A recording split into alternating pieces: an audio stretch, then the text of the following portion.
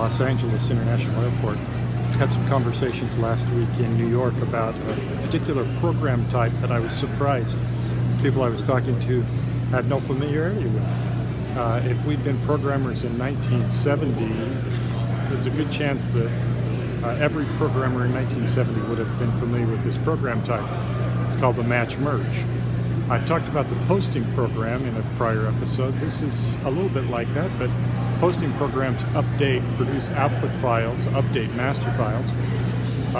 Match merge process doesn't necessarily have to do that. It can be useful in an analytical process. What you have is you really have two files. You have one that has some set of attributes that you're interested in, and you have another file that usually is the transaction file. It's the more detailed file. In this instance, it has to probably be a one-to-many relationship from the attribute file to the transaction file. There can be a lot of different records in the transaction file that join to a single record in the attribute file that you're interested in. But you have to have both of the files in sorted order. Basically, by putting the files in sorted order, sequential files, most people never think of doing index access on a sequential file, and we don't mostly. But by putting them in sorted order by a key, we've effectively put a key onto the sequential file. As you read the records from these files, you only need in memory at any point in time, you only need one record from each one of the files in memory at any point in time. If the records match, you can join them together and do whatever you need to. Write the output record, produce the report, aggregate them in some way. If the records don't match, then you have to read ahead to the next record to find the record that matches. Because the file's in sorted order, you can be assured that those records you're skipping are not going to be relevant, because every record in the transaction file is going to find some record in the other file, or you'll have to do some logic relative to that. This match merge process is a very simple program, and it allows you to get tremendous sorts of capacities. On my Mac, 2-core Mac, 3.1 gigahertz Mac, I was able to do 100 million joins in 3 minutes using this technique.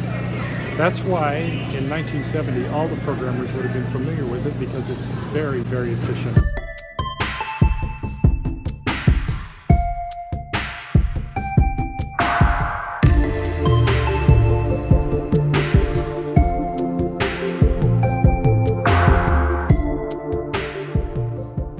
As an additional test of our little Scala-based system, I decided to do a simple test of join-based processing.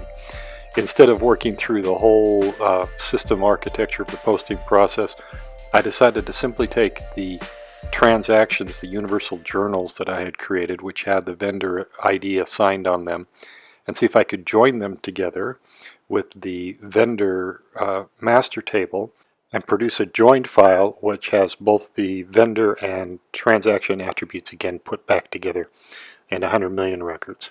So in this process we're going to run a bash script which will execute our Scala program. Our Scala program is going to do that join process. I have the file partitioned into 10 different partitions just by vendor name, first digit of vendor name. And so in this process we're reading the vendor files and reading the transaction files, and we're doing the join processing.